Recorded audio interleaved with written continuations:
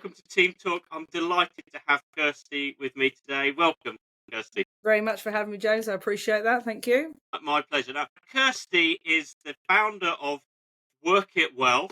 She's a workplace wellbeing consultant and speaker. And today we're going to focus really on the power. I'm sure we'll cover a number of aspects, but the power of active listening and how that can really enhance your communication, probably ultimately your well-being, and perhaps some of that will come out.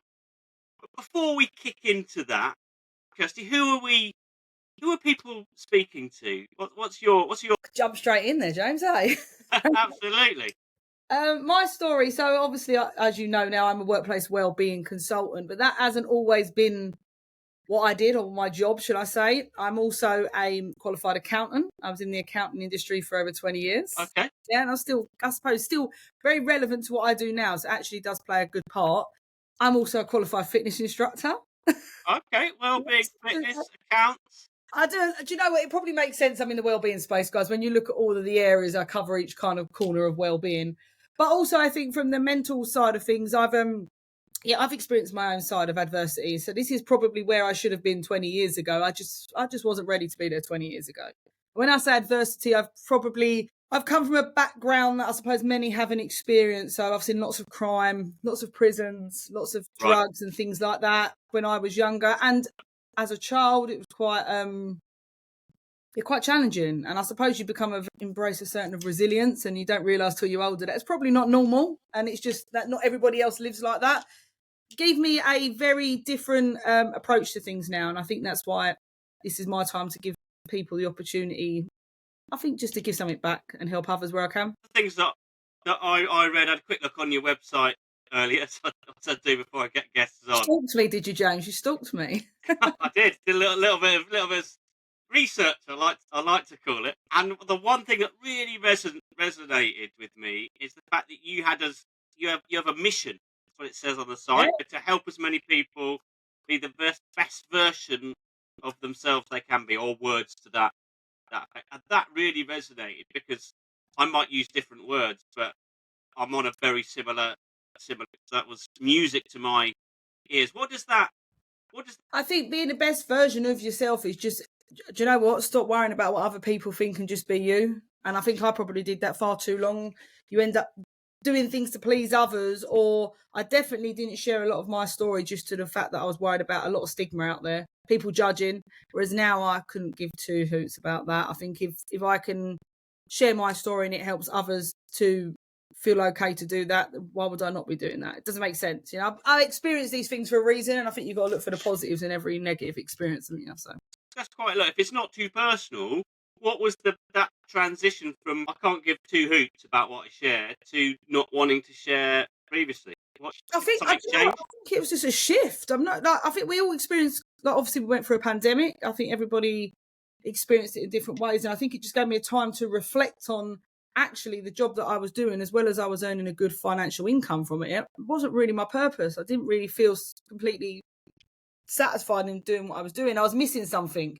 As soon as I entered into this space, it was like, do you know what?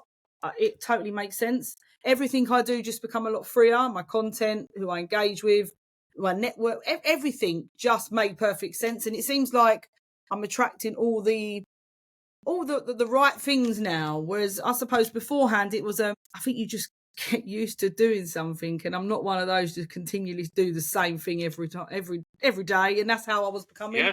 Whereas now I get to, it's a challenge again, and it's a positive challenge because I get to meet people in all different walks of life. So and if I give back to them at the same time, win-win. What a great combination in your ideal space and helping people.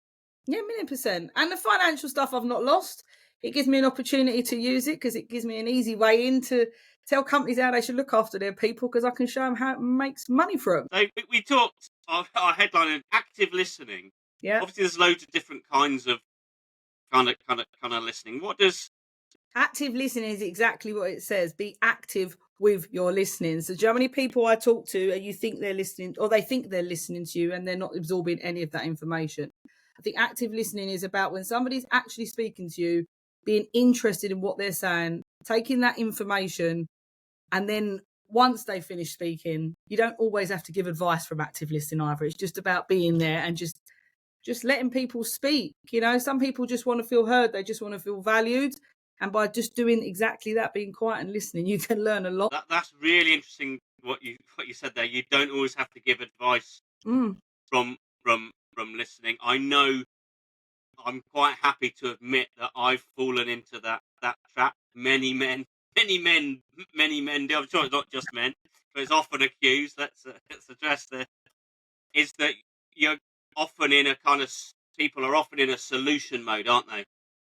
And that's not always what the other person. Spot on. And I think that don't get me wrong, I think we're human. I think it's natural to be able to help somebody if you feel like they're in need. So we obviously try and find a way that's going to support that person. Support is great once you know what you're supporting. If you don't listen properly, how are you going to know what to support them with? Yeah, and I guess it's what advice, because some people kind of, if you said, can you listen to people? Do you listen? Most people on a vague question like that would say yes. Yeah. Now there's probably different spectrums of people, and I guess probably again I'll give a stupid example using myself is sometimes you are listening just with your ears, yeah, and you're able to parrot fashion back what that person said at a point. Clearly, I've been in this scenario in the past where that person says you're not listening to me because you're able to repeat back. Clearly, me or that individual has missed something fundamental about what the other person, the other human in the room needs. What would you say I to think that? that's what I'm saying to you. I think it's the intention is there. I think I look at it like this with active listening. It's about 2 ears and 1 mouth and use it in that way. So listen first before you open your mouth and reply, because I see it a lot. I see it in organisations and people think they're supporting, they think they're communicating right, they think they're listening to what their team actually wants, but is that necessarily what they actually need? No, not half the time it isn't. No. Yeah, There's and a big difference between want and needs, you know? I heard I don't know if you might have heard this. I heard a great phrase the other day regarding to listening. It's kind of, well, for you as an individual to work out quite early on in the conversation if that person wants help. They might want a solution, you know. If they just want to be heard, because sometimes it's just about getting stuff off your chest, or if they just need some sort of hug, it's more emotional. I quite like that. I can't remember the source. I think sometimes don't be afraid to ask somebody either. If you're talking to someone, ask them exactly what they want. Do you want me to just listen to you? Do you want me to support you? How I think being comfortable with that and understanding someone's behaviour as well is a big thing. That took me a long time, to be fair. If I think to be able to realise that, not to interject as much. And I think now it's a big difference where you've got to look at it like it's about not being selfish with that listening, and I think a lot of people do that. They quote so quick to want to be able to say their piece and tell someone advice, like we just said. And I think just having that fact is actually just being a little bit non-selfish and letting somebody have that time just to actually speak their self, and you just listen, makes a huge difference. That is just that's amazing advice. It's so frigging obvious on one level, absolutely groundbreaking on a level. Just ask them. I mean, that's probably the answer to quite a lot of stuff in business. Mate, everything in well-being that I do is you just had that conversation with someone straight away, you would have awareness. And when you have awareness, that's how you can act on something. And that will totally give you a direction of where to go with it, just by having that simple conversation. How do you frame it? What exactly do you say? It totally depends what situation I'm in. So I teach this in mental health first aid. If you feel like someone's at a crisis point and you feel like they're going to bring harm to themselves or anything, have that simple ask them outright. And I think this is the other issue where a lot of people don't feel comfortable doing that. And I think that's purely down to they feel like there have to be certain skills in that. Don't forget, guys, we are human. If something feels uncomfortable and it doesn't feel right for a reason, you are okay to just ask that question. Majority of people, like I said to you from the beginning of this conversation, just want to feel heard. They're not there. You're not there to solve their problems. They don't even know what problem they want to solve. I think sometimes it's just about, I just want someone to listen to what I'm saying. So just having that open conversation and just being direct with it, you get there a lot quicker, didn't you? Rather than beating around the bush, that's for sure. Absolutely. And I guess it's a good reminder. You reminded me of the kind of leave your ego at the door kind of scenario, because it's not necessarily about you.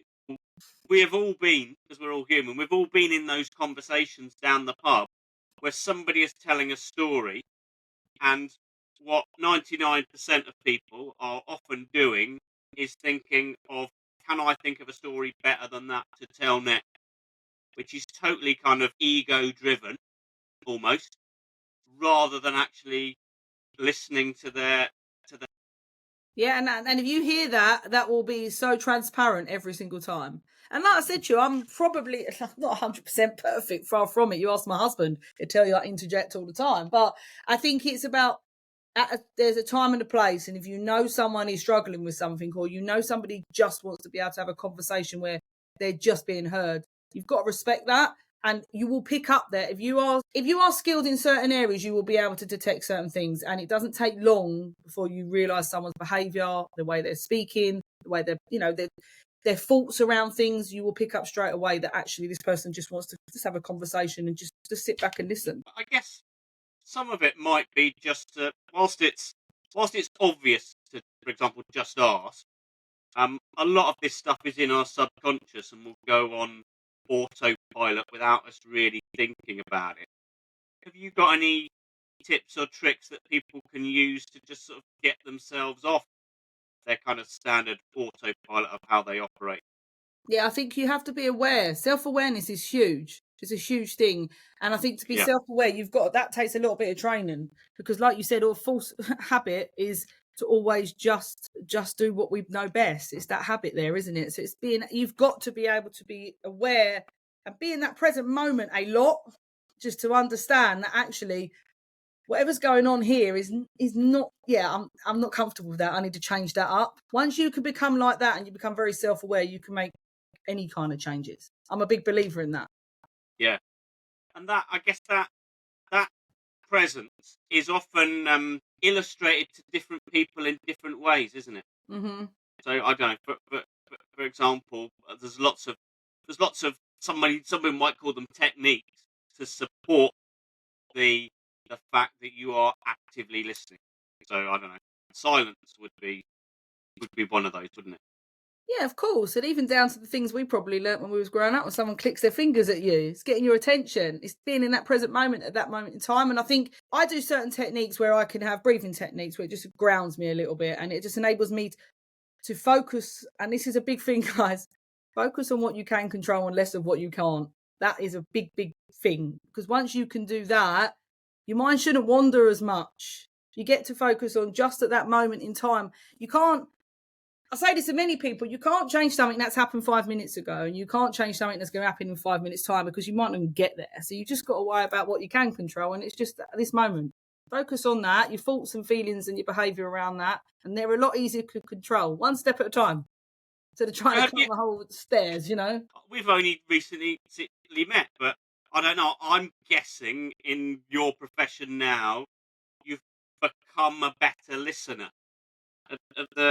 Are the things that you have done or continue to do to this day that others might be able to repeat or learn something from to help you become a better listener? I think, like we just said, it's just respecting other people, guys. I think when you learn to do that, and like you said, tone down your own ego. I say ego, so we all need a bit of ego sometimes. It's never a bad thing all the time. Do you know what I mean? It's being able to Absolutely, yeah, curb it. So I yeah. think just being respectful to how other people show up and how other people are communicating with you, and just remembering that it's not always about yourself. And actually, you could do a lot more and support a lot more if you knew how to support someone. And the only way you're going to learn that is by listening to someone and communicating with them properly. Yeah. And I guess listening is a vital part of that communication, isn't it? Yeah, of course. It's the biggest thing. I say this to so many organisations. If you just listen rather than trying to get feedback from people, if you actually just listen to people on an everyday basis, they'll tell you exactly what was wrong anyway. Be so much easier to action if you've got that real time kind of information there at your door. You know, why would you send out a feedback form that takes 6 months to kind of do anything with? By that point, people have totally shifted from what they were thinking 6 months previous. Focus on what you can control, do it right now, and you get that. Take that immediate action, you get a lot more results a lot quicker. Yeah, I mean, it's some people call it vulnerability. Some people don't like that word. It means different things to them. But the ability to listen without the need to kind of defend or protect, I think is quite important as a leader. Yeah, no, I think you're spot on. And there's never a bad thing to. This is what I'm saying. You can have a valid conversation with somebody, listen to what they're saying, absorb that information, really active listening with that. And then your response will be a whole lot different what it would be before you've not given that person the time of day. Like you've just interjected. Whereas I think, like I said to you, awareness makes a huge difference. Once someone tells you how they feel and you have a proper conversation about it, all of a sudden your perspective changed. Once your perspective changes, your attitude may change, your behaviour may change. So it can really deviate in different ways. So yeah, conversations and awareness is the first thing I always recommend to any organisation I work with. How does that contribute to a better workplace? What, having conversations? Yeah, Great culture, James. If you don't have a culture there, who's going to want to come and work for you? They're not even going to feel valued or heard. They're going to be straight out the door. It's going to cost you a fortune in, staff retention and recruitment. So listen to what your staff tell you. They're your biggest ambassadors. That's the way I look at it. If you have got a happy team that feel valued and respected and they feel like they can have that open conversations in a safe environment, you're going to get a lot more from them and you're going to retain them a lot more. Plus, your customer experience will benefit from that anyway. Apologies for asking what is clearly to you such an obvious Oh, and I know. Sorry, obvious question, because it's like I could hear it in your response. God, I feel that's really obvious, but I wanted to ask it mainly because you've reeled off about 5 or 6 benefits. Of course, why wouldn't you listen? So, but with all of those great benefits of team collaboration and people becoming ambassadors and staff retention, and plus many, many more, I'm sure you could go on. Why is the barometer probably, I'm only guessing, quite low? If we were to ask every employee and leader in the country how good their boss's listening was, I think we'd get quite a low score. I think you Good would. guess. What do you think? I think you would. I think there are some really good organisations out there and good companies out there. Even small businesses, you'll probably find a lot more small businesses are probably better business leaders half the time because they only have to look after smaller teams. And I think what happens then is as organisations grow, you get managers and that step into these positions, and the leaders obviously step higher. The problem is a lot of these managers are parachuted in without the right skills, and when they come in with the wrong skills and they haven't got those people skills, that can cause more of a hindrance. And in fact, that is probably what limits a lot of people talking to anyone above their manager, because they don't feel like it's a safe environment to do so, which is pretty sad, which is why I think a lot myself that I come in and have that outsourced, I suppose when you outsource to someone like myself and I come in as an external person, it gives your employees that little bit more confidence that what they say may actually be of some value and actually some action may get taken from it. Which is sad that we're in an environment like that. I think we're missing a trick as employers. I think there's so much more opportunity there that you can just having those conversations with your staff and training in the right areas with the people skills can make a huge difference. Oh, you're preaching to converted, because we help people in different ways, but very much along the same line. In fact, I think it's the psychological safety in your workplace is one of the key. Google did a massive bit of research way back. It's one of the number one things I think they discovered in terms of building a high performance team. If you don't feel at your best, you're never going to perform at your best. That's standard practice in any walk of life, isn't it?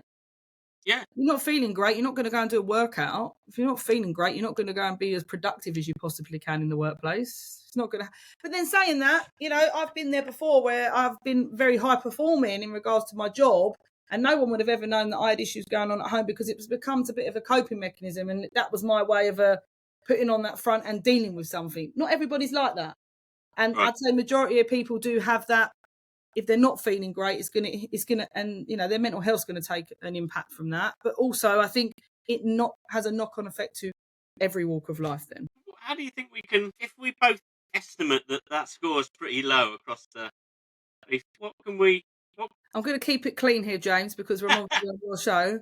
We need to shake some stuff up, mate. That's what we need to do. I think having somebody to have these conversations. And I think a lot of people, look, just not beating around the bush, a lot of people don't want to open a can of worms because then they have to do something about it and they have to put their money where their mouth is. And I think this is the problem. Whereas we look at it as an economy and just in general, what we spend on well-being and mental health in the workplace, it is a ridiculous amount.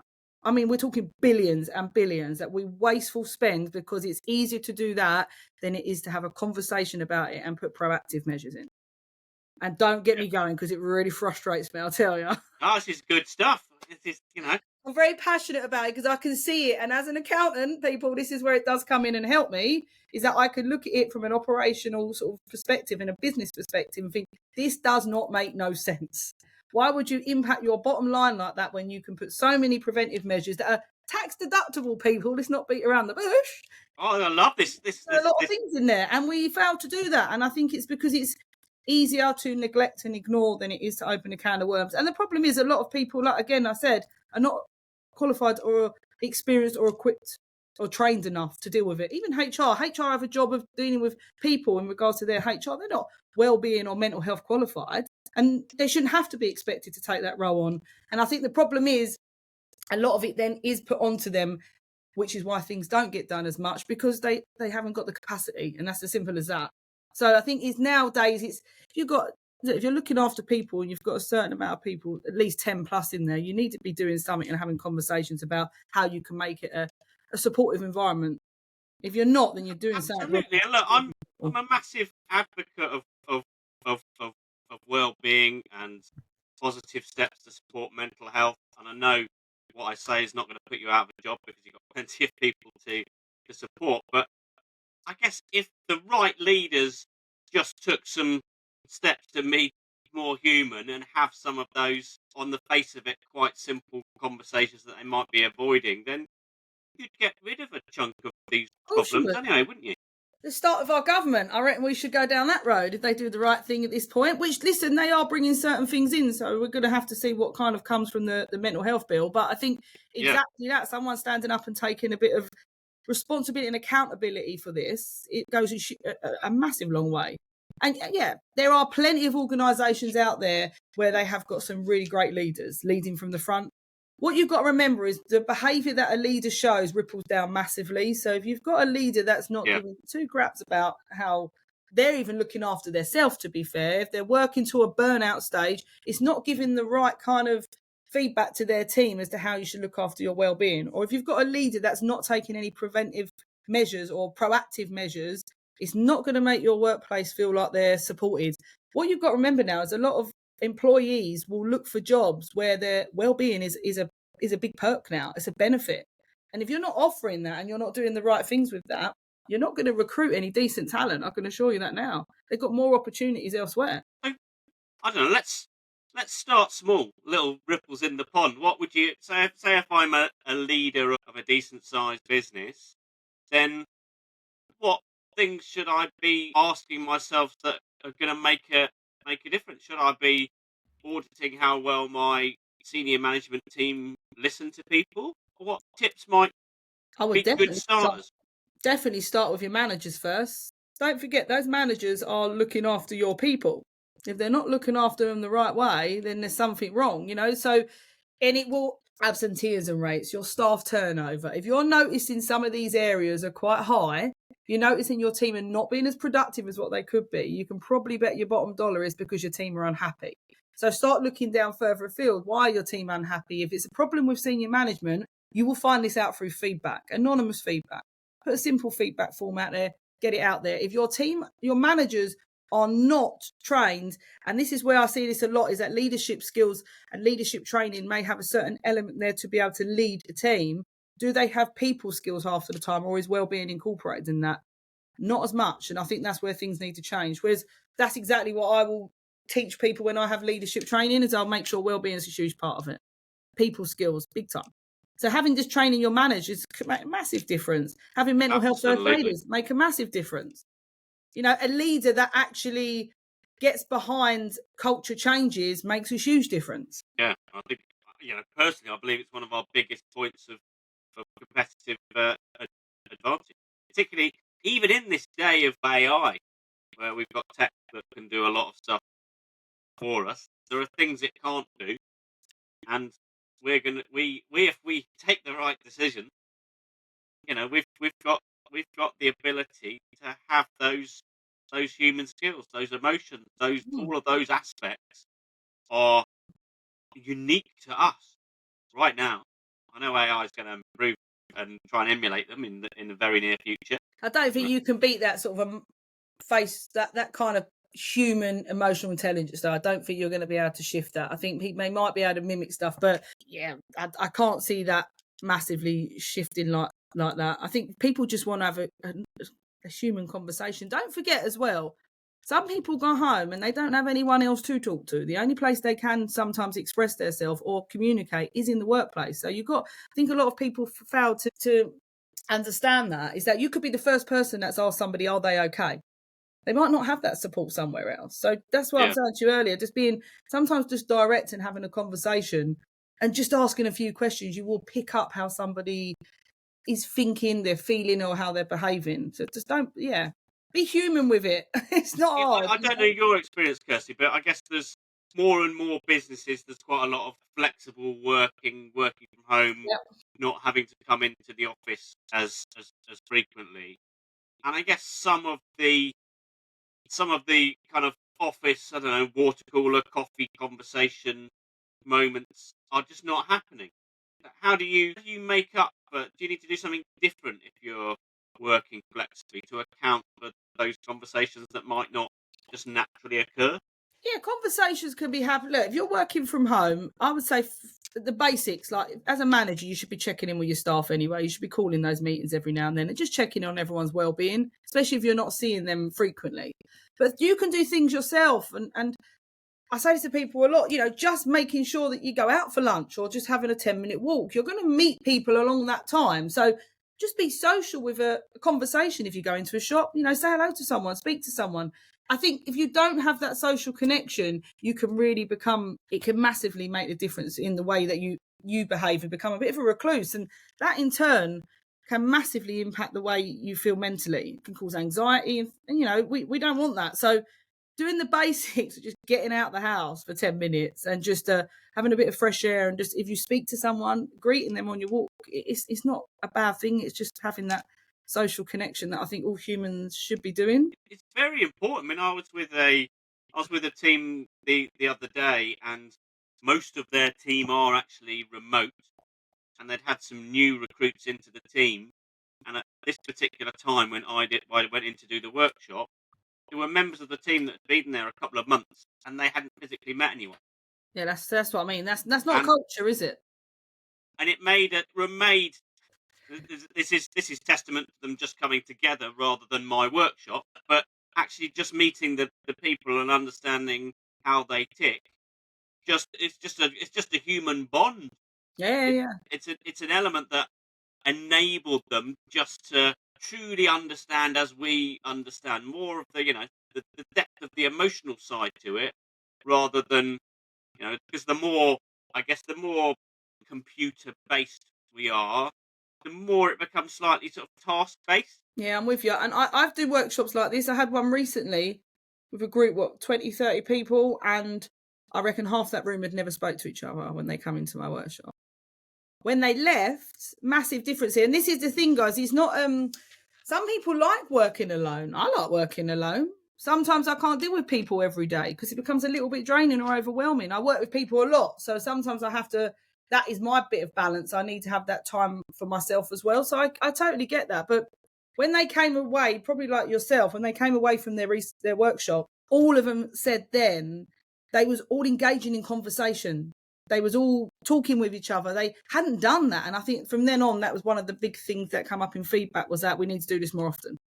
We need to engage as a team, whether it's just meetings regularly or whether it's just one-to-ones regularly. I think it's just building those relationships. And let's be fair, we thrive on relationships, us humans, don't we? Whether it's in the workplace or personal. Yeah, So but it seems like many of us have forgotten what is, it's obvious to you and I. I'm not sure how we've got to this stage of forgetting some of these things that's so obvious. I think you have to do that again to people, James, and just get in front of them and say, wait, what is it you want? What is it? majority of things that people I work with, and the majority of challenges that I see can easily be solved with, I think, people just giving a hoot about other people, and it makes a big difference. And that's it. I think just being human and doing the things that we are meant to be here to do makes a huge difference. I think, like you said, we've forgotten about a lot of that. So We have. I don't know. I spend a lot of my time thinking about how I'm going to support leaders, how I'm going to support developing teams. And this conversation has actually been really, really refreshing, because you can get into the detail of some of the nuances of that. But I'm almost thinking, I'm saying this out live, but it's almost a case of, you know, you just do a workshop saying, look, just speak to each other for well-being. And this is a new revolutionary thing, and it probably would be amazingly helpful to a lot of businesses right now. yeah, massively. And I think even doing certain activities, I do activities in my workshop that are basic things. And I think what it is just people forget, I think, how to just relax a little bit and to be a bit creative with things and enjoy the moment. Like I said to you, just being in that present moment, it can make a huge difference, because you stop worrying about all them things, like I said to you before, you can't control. What's the point of wasting energy on something you can't control? Focus on what you Absolutely. can. Do you know what I mean? It makes So let's, a big I don't difference. know, are you up for giving people something? What can we give people listening to this as just, I don't know, one little exercise that you commonly use to just remind people to be present and human? I used the 15-second rule, James. So if I am thinking for something more than 15 seconds, that means that is already materializing. So I don't let that happen. So I'm very aware if I've got a negative thought going on, and which I'm normal. Listen, I'm going to have that. Sometimes I will have those thoughts, especially recently. My daughter's been unwell. So there's certain things that I know I can't control, but yet I'm still feeling that at that moment. I have to remind myself within 15 seconds that, right, is it serving me well? Can I control it? No. Right. So then we need to change the thought process. So then I will literally replace it with another thought. And when I say it's not easy, guys, I think you have to distract, massively distract yourself. So I will do anything to distract myself. Go and make a cup of tea. I'll go and do a shoelaces up. I'll go to the toilet. I think anything to just change the way at that moment in time that I'm thinking or what I'm doing, and it makes me change my thought process. So 15 seconds, if you have a negative thought there and you count it down, right, change it up, do something different within that 15 seconds. Because I promise you, once it gets past 15 seconds there, guys, it starts to manifest, and we don't want that, because then it impacts your thoughts, then it impacts your feelings, then it impacts your behaviour. So at the moment, it's just a thought in 15 seconds, and you've got every opportunity to change it. You've got to be self-aware enough Massively. to recognise that in the first place. It took me a long time. This is what I said to you. It took me a long, long time to realise that. But once you do become self-aware, and self-awareness is a powerful tool in itself. But I think once you have that there and you really become self-aware of something, you start dipping into your conscious a lot more than you do your subconscious. And I think that makes a very, very big difference. Yeah, I think and another one. This is again such a simple tool. So you will have used it in the past. Is just saying thank you to someone. Yeah, it makes a huge difference every day. Just particularly it works for remote people as well. Just phone someone up, say thank you for something that they've done. And the other thing I can kick on the back of that is I say every time I do something for someone, because I will only do something for someone if there's an intention there. So if I've done something for you and you say thank you for that, I've done it because I want to do it for you. I'm very like this now. And I will say you're welcome, because I generally mean it. I've done it with intention. If you don't get a you're welcome from me, I've done it because I don't really want to do it, which is very rare. But I think just that fact is as well, just acknowledging when someone's appreciated something from you and you've done it from a good place, that makes all the difference. So I will always say you're welcome then. And it does. I know it sounds silly, but I think it makes a lot of people smile because it gives them a little bit of a compliment back. Absolutely. People love helping other people. It's one of the biggest endorphin hits you can get. I think it's even better than likes on your posts. Yeah, of course. By helping other people, isn't it? No, you're spot on. And quality over quantity. If I get one person that I've made a difference to in a day, that beats any kind of impressions that I might get on a LinkedIn post or something. Do you know what I mean? So fantastic. And in terms of where where we take it, where we take it from here. If you are really, if you are really keen to say, well, hang on, now I'm open and honest with myself. I could definitely improve my active listening. Is there anywhere you go? Is there any resources you'd focus on? Anything people can do first? I think just being, like I said to you, if you're aware of that already, then just work on it. Just work and continue to work on that. I think don't put pressure on yourself sometimes. This is what I think a lot of people forget themselves. Be a little bit kind to yourself. If you've acknowledged something and you've noticed that something needs to have a little bit of a positive change there, then that's a positive in itself. You've had an experience and you've learnt from it. You can't beat that. And I think you just continue to learn from it and continue to build on that makes you a very impressionable person. So I think keep doing that. If you've thought about something and you've learnt from it, keep going. And then pass that information on to someone else. That's the best information. That's the best advice I can give. Don't keep it to yourself. Pass it on to someone else. Yeah, even sharing intentions is really good. Yeah. In terms of saying, look, I'm working on my active listening at the moment. Do give us feedback if I go off track or what's working. And then you've had to, just by expressing it to someone else, that kind of embeds in it that you're going to do it, and they're feeling, okay, well, yeah, okay, it's human, he's working on it. Also, I think that gives other people the opportunity to probably reflect on their own behaviour as well, because if they're monitoring yours and can identify where you're going wrong, maybe they could take a little nugget there to reflect on themselves as well. It's never a bad thing. Then a two-way benefit, should I say? Yeah, yeah, absolutely. I mean, one of the words that comes up quite frequently in the kind of the listening world, of which there's loads of models, whether we've kept it quite pragmatic today, which has been great, is empathy. Mm-hmm. What does that evoke to you around this subject? How does it help? For me, when someone's empathetic, you're doing it with no hidden intention. You're generally just, like I said to you, and that is the part where if you're a good active listener, you will be probably very empathetic as well. Because you're not judging someone on their situation, you're just listening and you're supporting. There's a big difference from that when you are compassionate with someone. There is a big difference. And I think empathetic is just coming with no hidden intention there. You're not expecting anything. You're just being, look, I'm taking you for it is, I'm supporting and I'm listening to you and I'm making sure that you're looked after and supported in the right way. And that's one of the biggest things in mental health first aid, I think, where a lot of people just need to, that is one of the big words I say in mental health first aid, where I think you can just sit back and just listen to someone and just support them and being empathetic with it. That's it. They don't want nothing else back. They just want you to be there. Yeah. And that's a rare skill, I think. Oh, massively, yeah. It's something and it takes time. Yeah. It takes time to develop that. And that's what I'm saying. You can't you will get some people that generally have that as a trait, which is fantastic. Most times it's a learned skill as well, because like I said, we're humans, we're constantly battling against things. So I think it takes time and it's continuous work as well. Once you start identifying, like I said to you before, with understanding certain behaviours and certain language and things like that, it doesn't take long to enhance that skill.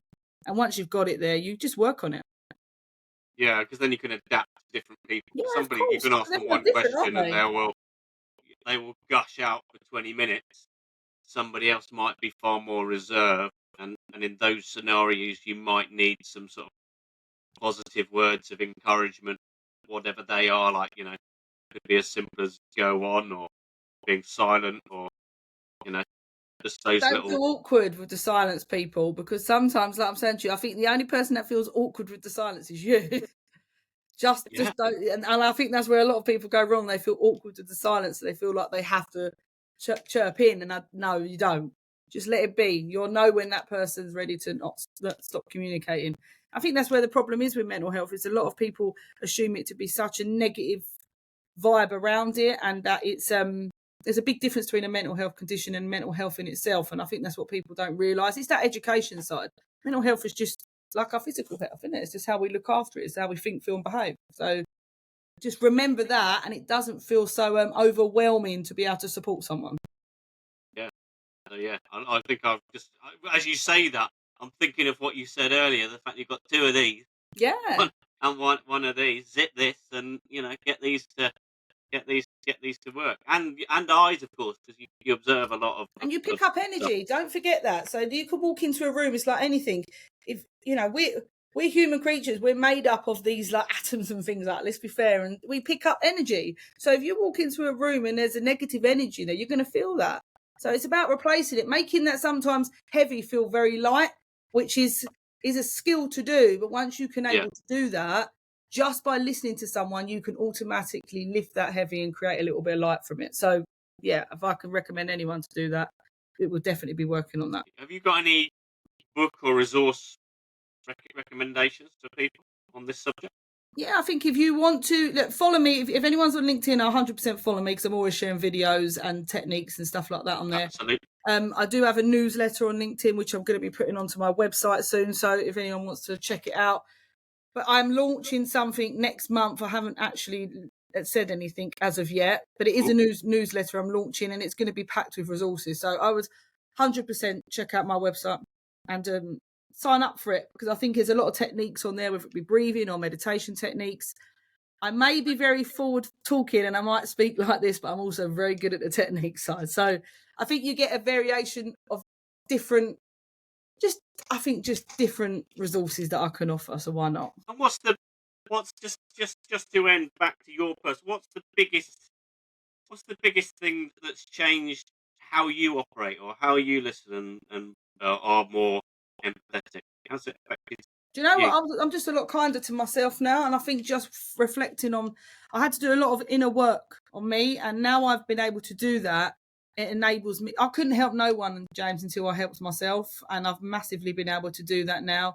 And I think now I've worked on me, I'm at the best position now where I can give that back to others. So I think just sometimes being a little bit kinder to yourself.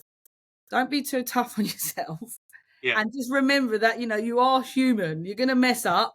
But as long as you learn from these experiences, that's a positive in every way. So, and that's it. You can only look back and reflect, can't you? You can't change. You can change it moving forward, but you can't change what's happened. So. Thank you so much for joining and sharing some very practical tips and stating the obvious that needed to be restated. Let me add that very quickly, because I think some of those things were, was really cutting down to what some of the real issues that people. Yeah, of course. And thank you very much for having me. It's been great. So if and anyone needs any kind of tips or suggestions, just reach out to me. I can always create some content around things that helps people. So all that feedback's positive. So We'll make sure your details are down below or somewhere. Thank you very much. For Thank you very people much. to be able to reach out. Thank you very much. You're very welcome. Kirsty, Take for joining care. us. Thank you. Thank you.